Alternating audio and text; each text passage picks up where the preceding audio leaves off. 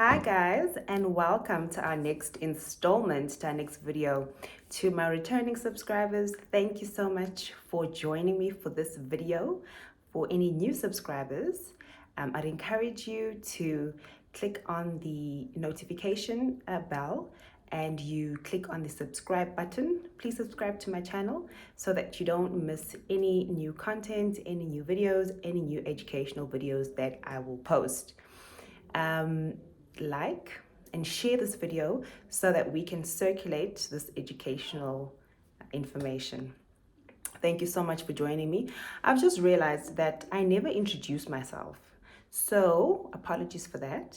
Let's do this right. My name is Megan McNamara, and I work in the financial services industry, in the intermediary space, and I have been in this industry for the past 10 years. And I'm sharing all the knowledge that I've gained, as a consumer educational channel, basically. And that's the intention of this channel, is just to get our consumers and our clients and our prospective clients, prospective students, or if you've ever wondered what happens in an intermediary's office, in a financial advisor's office, this is a channel to watch, and this is where I will be giving you all that information, right?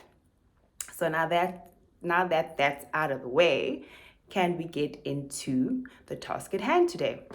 So today we are going to be talking about tax certificates. Okay, why tax certificates? Because I just realized that it's one of the things that is actually keeping me busy lately. All right, so clients are calling in and asking for their tax certificates, right? Tax certificates are generated by the investment firms and by your medical aid. And they are available in the middle of the year. So it's usually between May and June where the tax certificates are then sent out to our clients, right? And they're sent out via email, and it's either they go to our clients' junk mail or clients just ignore them. And then when it's time to do their tax returns, as the time is approaching, so in South Africa, on the 1st of July every year, the South African Revenue Services, SARS, opens the portal, the e-filing portal, and it's our time to submit our tax returns, okay? And this is the time where you would need to declare your income, and you would need to obviously supply your tax certificates if you have received any within the tax year. In South Africa, the tax year runs from the 1st of March of a particular year. So we'll say, so now we are looking at the year ending February 2022. So all tax certificates that are available are from the period 1 March 2021 to the 28th of February 2022. 1 March 2021 to end of February, 28th of February 2022. That is the tax year in South Africa. Then for people like us, normal layman people, we then submit our returns online via the SARS e-portal, which is called e-filing. And that's where we declare all our income, all the tax we have paid, and also then SARS does a calculation to determine whether we have either, we deserve a refund, or if we need to pay in more. All right, there are two types of taxpayers in South Africa. We have normal PAYE individuals, and we have provisional taxpayers, are people that pay tax twice a year, which is at the end of February and at the end of August. Okay, so these are people that are self-employed, these are commission earners. These are people that don't earn a normal salary where your normal PAYE is deducted. So there you need to work together with your tax consultant, and they will determine how much tax, based on all your income, how much tax you need to pay. So you would pay your tax at the end of February, and then you would do a calculation again and an estimate, and then pay your tax again at the end of August.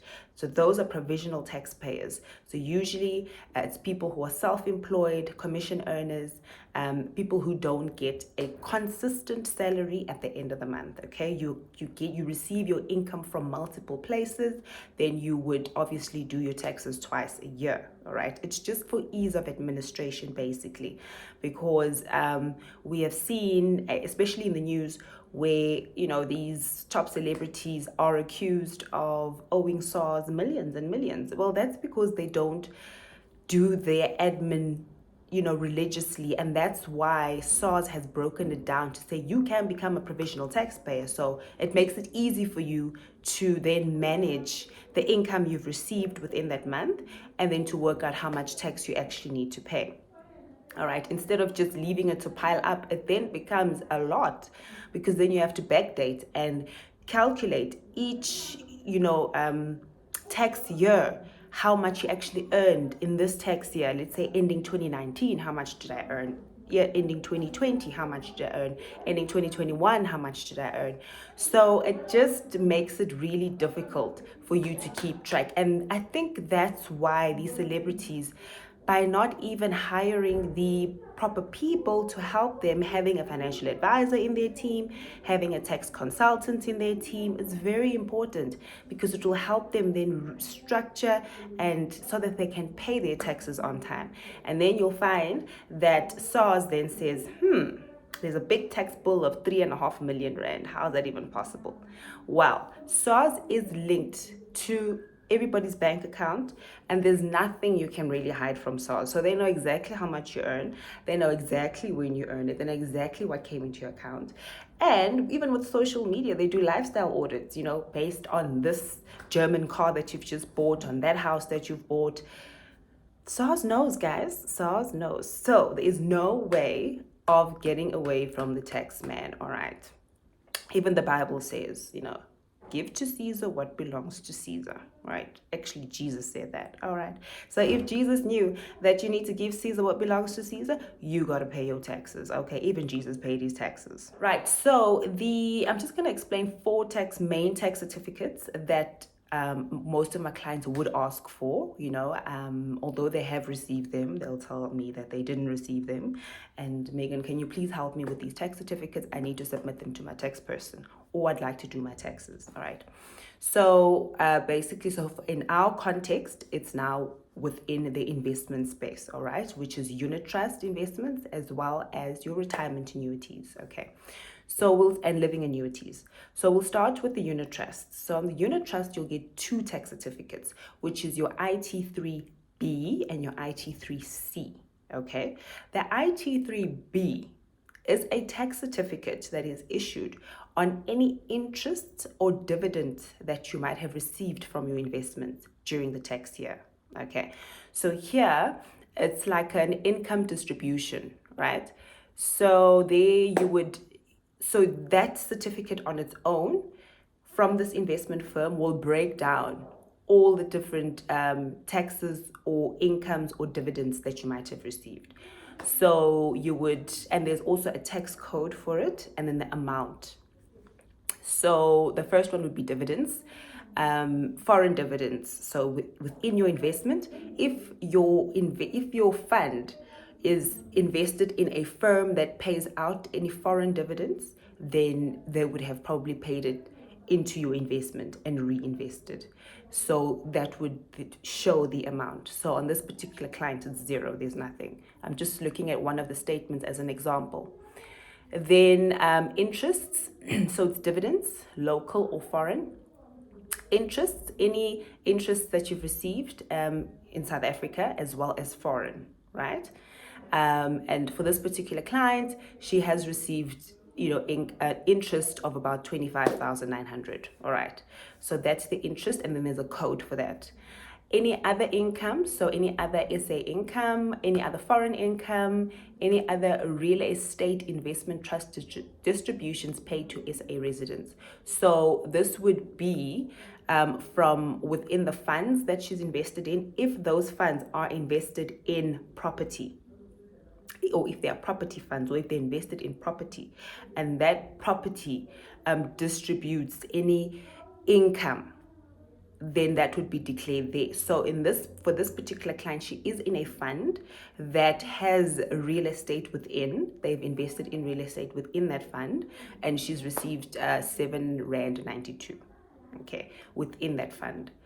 And then any taxes. So here they have withholding tax on foreign dividends and withholding tax on foreign interests. So there's some clients do qualify for that. Okay, so if you have withholding taxes, meaning that you don't need to pay taxes on any foreign dividends, that would be shown there, right?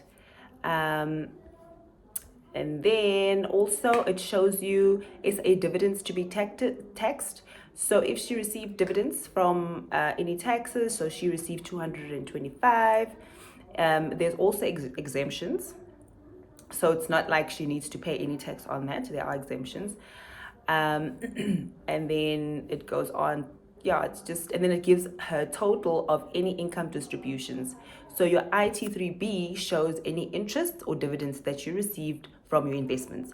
There's really nothing you need to do here. The tax person knows exactly what to do, or if you are doing your own taxes on e-filing, you will just upload this statement on the e-filing system, okay, to declare this to SARS. This is on unit trusts. On retirement annuities, living annuities, you don't get this, all right? There are different certificates for that. Then you would get your IT3C, right? IT3C is your consolidated capital gains tax statement, okay? Capital gains. What is capital gains? Capital gains is when you receive capital on your gain. When you receive a gain on your capital, what am I saying? When you receive a gain on your capital.